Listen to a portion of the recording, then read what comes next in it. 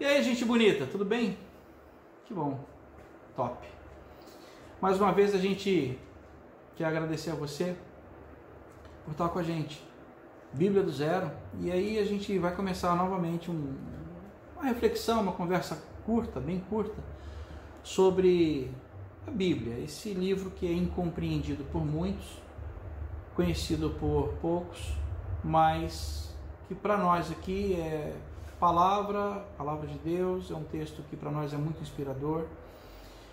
O que a gente quer fazer, a gente tem sempre falado isso para você, é que é uma conversa de gente comum para gente comum, não é uma conversa de especialistas, nós já dissemos isso, nós não nos consideramos especialistas, mas a ideia é trazer esse texto de uma maneira mais, vamos dizer assim, mais palatável, uma forma mais humana, por que não dizer assim, para conhecermos o texto.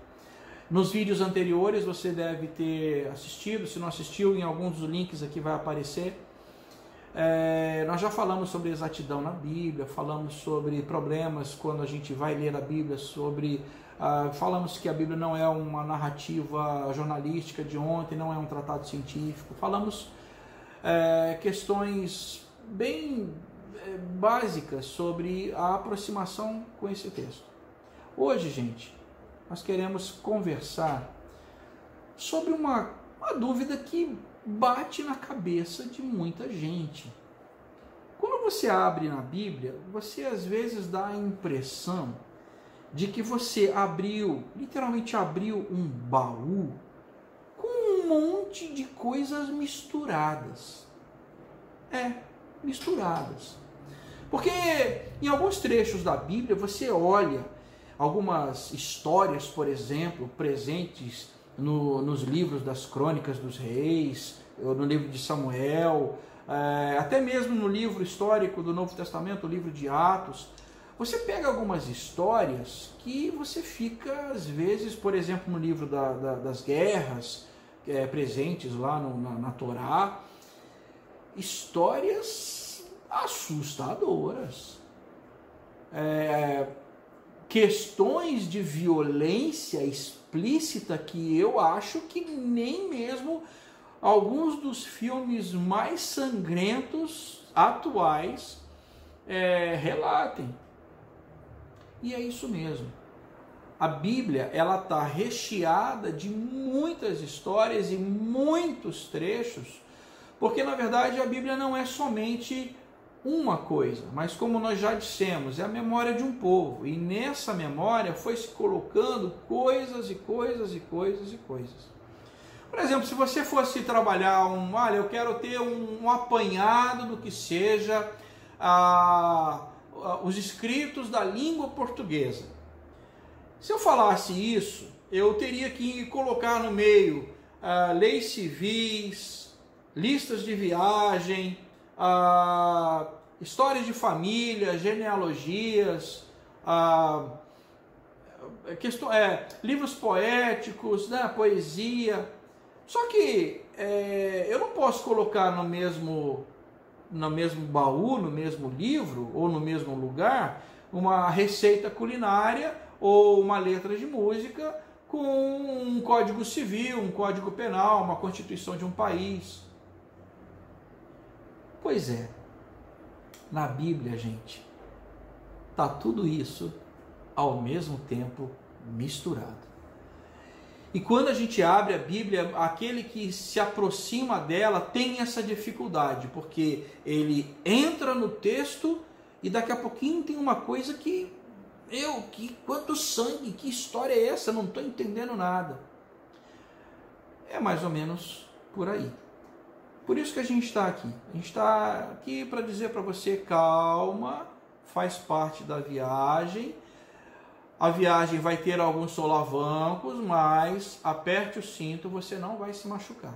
Então, eu quero dar um pequeno exemplo dessa mistureba, dessa miscelânea que são os textos bíblicos. Então, por exemplo, eu não vou abrir, a gente só vai indicar aqui do lado, mas eu tenho no mesmo texto bíblico, eu tenho leis que são leis que a gente chamaria de leis civis.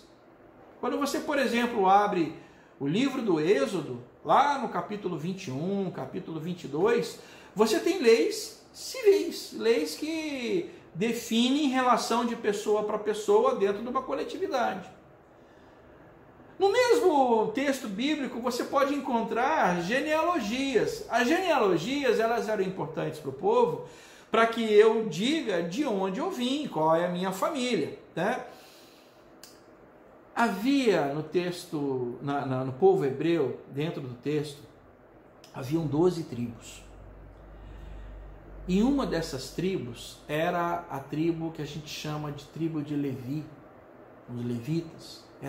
Eram aqueles que eram encarregados de levar adiante tradição, a lei, era de onde muitas vezes saiu o sacerdócio.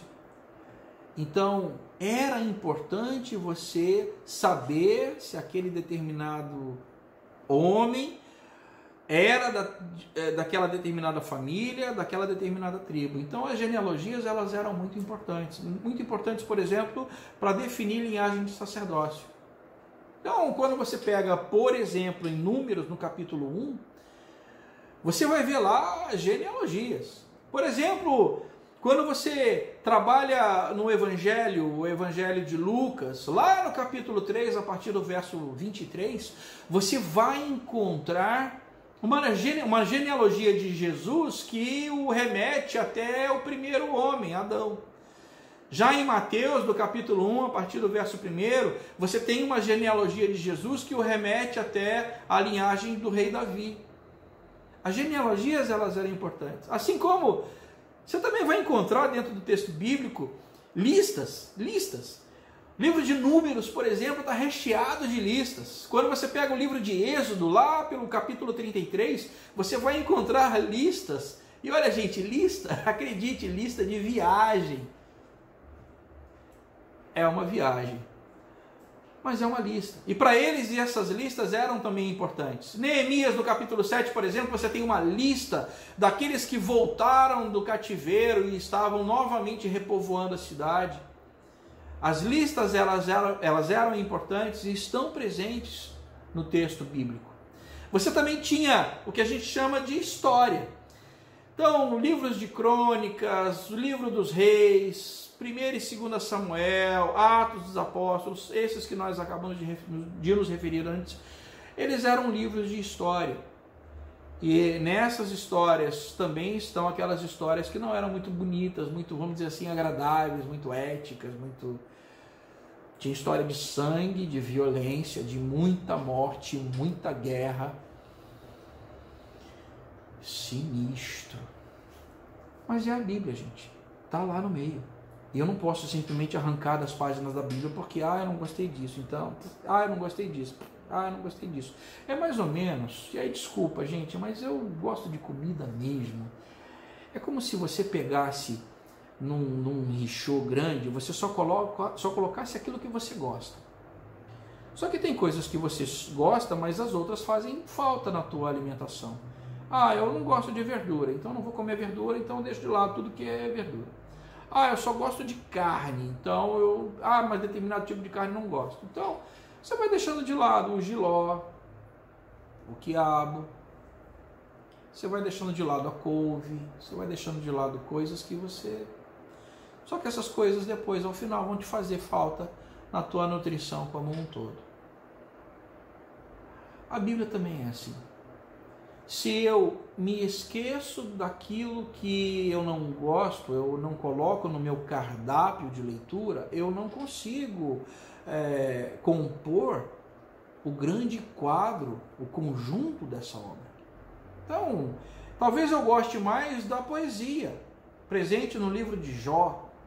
Talvez eu goste mais das músicas que estão lá. E acredite, gente, o livro dos Salmos é um livro musical. Ali a gente tem as letras das músicas, mas as canções, elas se perderam ao longo da história.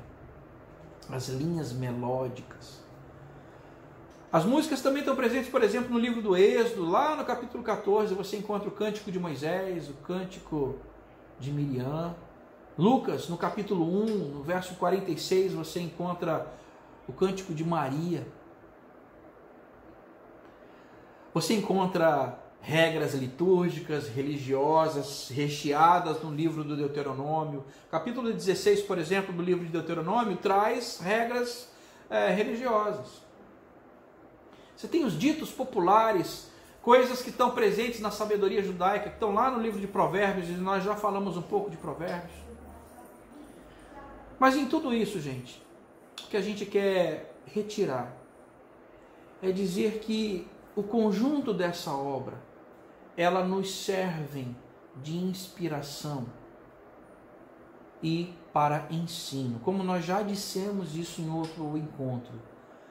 Gente, a história, a memória, elas são importantes para que nós vivamos a vida de forma mais sábia. Eu não posso simplesmente dizer que o que importa é apenas o que eu estou vivendo a partir de agora e eu vou esquecer todo o legado que me foi dado pelos meus antepassados, pelos que viveram antes de mim. Desculpa se você pensa isso, meu rei, mas olha, a vida tem muito mais história do que os seus poucos anos de vida aqui. Então, é muito sábio que nós aprendamos com quem veio antes de nós. Aprendamos com os seus acertos, sim, mas aprendamos também com os seus erros. Por isso eu te convido a abrir comigo Provérbios no capítulo 30, no versículo 5, ele diz mais ou menos assim, que toda palavra de Deus, ela é pura e é como um escudo para os que nele confiam. Por que ele está dizendo isso? O escritor diz que a palavra é uma espécie de escudo, porque se eu a pratico no dia a dia, eu sou capaz de me proteger ante certas ameaças que se me apresentam. De outra forma, eu simplesmente enfrentar de peito aberto coisas as quais eu não tenho a mínima ideia de como eu vou enfrentar. E eu vou me machucar. Por isso que em determinado momento Jesus, lá no Sermão do Monte, ele diz, olha, todo aquele que ouve essas minhas palavras e as pratica, é como aquele construtor sábio que construiu a sua casa sobre a rocha. Vieram os ventos, tempestades e tudo mais, e a casa não caiu porque ela estava alicerçada.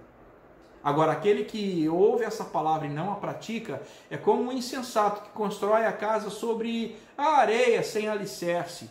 E aí qualquer coisinha que vem, um peteleco da vida, te derruba. Também é como em Hebreus, lá no capítulo 4, no versículo 2, o escritor de Hebreus, capítulo 4, versículo 12, o escritor de Hebreus, ele diz que a palavra de Deus, ela é viva, ela é eficaz, ela é mais cortante do que qualquer espada que corta dos dois lados. Ela penetra até o ponto de dividir alma, espírito, juntas, medulas. É apta para discernir os pensamentos e propósitos do coração.